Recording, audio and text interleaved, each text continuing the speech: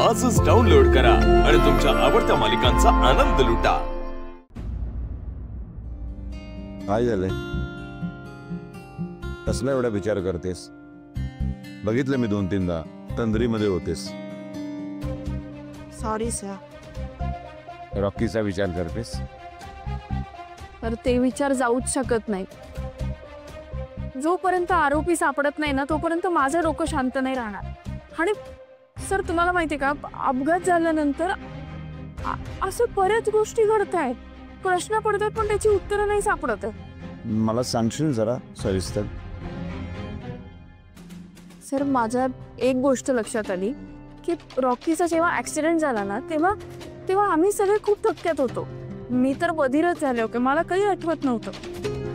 पण त्याच्यानंतर ना मी काहीतरी विचित्र अशा गुंगीत होते, मला काहीच आठवत नाहीये। पण सीताई आणि आशू तर मला म्हणाले की तू गॅलरीत जाऊन उडी वगैरे मारणार होतीस। काय? हो म्हणजे मी सीताई आणि आशू तर खोटं नाही ना बोलणार, पण मला याचं आश्चर्य वाटतं की हे नेमकं झालं कसं, असं कसं होऊ शकतं।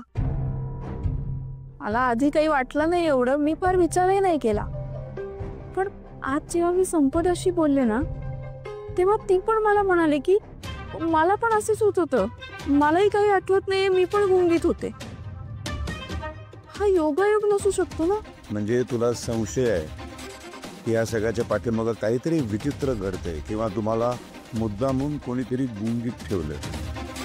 वाटतंय सर, पण असं पूर्णपणे पटत पण नाहीये, कारण मी काही असं औषध वगैरे खाल्लं नाही। औषधाचा प्रश्न नाही, औषधामुळे नाही झालंय हे। खाण्यापिण्यातून कोणीतरी जाणीवपूर्वक तुम्हाला काहीतरी दिलेलं आहे। तुला आठवते आता गेल्या 2-4 दिवसात तुला कोणी काहीतरी खायला दिलंय किंवा असं काही प्यायला दिलेलं? नाही सर, मला काहीच आठवत नाही। गुंगीत असल्यामुळं आठवणं शक्य नाही, पण मला असं वाटतं की कोणीतरी जवळचं माणूस विश्वासातलं त्यांनी तुला काहीतरी खायला दिलंय किंवा प्यायला दिलं ना, त्याच्यातनं हे गुंगीचं औषध दिलं गेलेलं आहे। आठवतंय का तुला काही? बघ ना, जरा डोक्याला ताण देऊन बघ ना। खूप प्रयत्न करते पण मला एक कळत नाही, असं जवळचं कोण कसं करेन। वंदे, काय हो? जरा इकडे ये ग। काय झालं? काय झालं नाही, इकडे ये जरा। काय झालं? जय देव जय देव। बोला। काय नाही, जरा बस इथं। हो नाही, कामं पडली आहेत, नंतर बसते। ए, काम करायला लेख आहे ना तुझी, मग बस इथं जरा। नाही, आज खरंच मनापासून काम करते हा पोरगी। करती का नाही मनापासून काम? मग करू दे की।